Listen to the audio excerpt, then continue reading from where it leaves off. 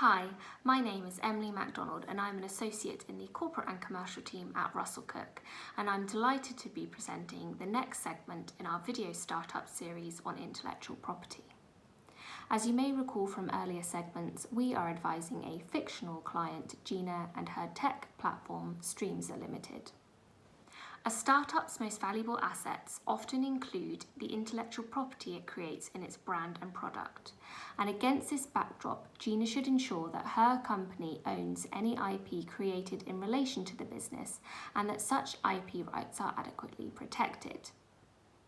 Intellectual property rights include trademarks and copyright, design rights and patents, but the latter two are outside the scope of this video.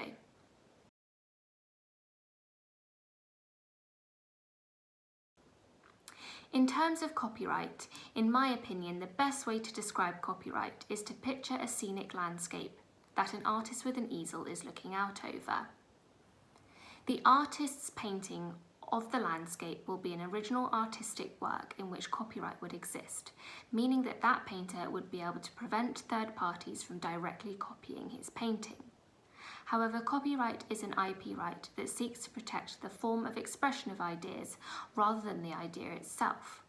This means that the copyright in the painter's painting would not entitle him to prevent others from setting up next to him and painting or drawing the same landscape, provided they were not directly copying from his canvas.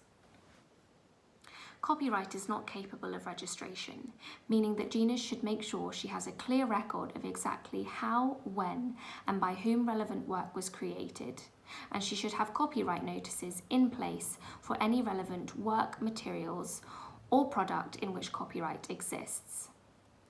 It is not obligatory to use the C or copyright symbol, but it would serve to put third parties on notice that Streamzer claims copyright and may act as a deterrent.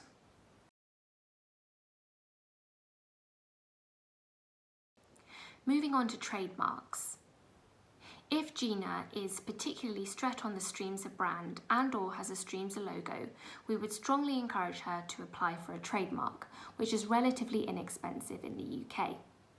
A trademark owner has a monopoly right in using their trademark in relation to the goods and services it's registered against. This means that if a third party was using the same or similar mark in relation to similar goods and services, the third party owner may have an infringement claim and may be able to prevent them from using the mark in the future. The R symbol gives notice that a trademark has been formally registered. It's not compulsory to use and should only ever be used once a mark has formally reached registration. The TM symbol has no legal significance in the UK, but it does serve to put third parties on notice that the user of the mark regards a particular name, brand, logo or design as a trademark. So having explained some of the different intellectual property rights, Gina should ensure that any IP rights created in relation to the Streamzer platform are owned by and vest in Streamzer Limited. Generally speaking, consultants, contractors and other contributors are the first owners of any intellectual property rights existing in any work commissioned by a company.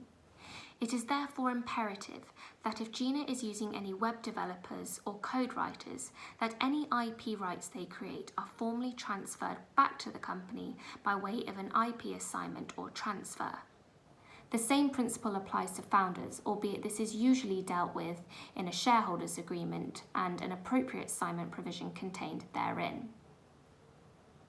In summary, there are a number of intellectual property rights, and overlapping rights can exist in a single brand or product. It is really important for early stage startups to understand what IP rights have been created in relation to their business and by whom, how to best protect and safeguard those rights, and to ensure that such rights are either owned by or otherwise assigned to the company. Thank you very much for watching.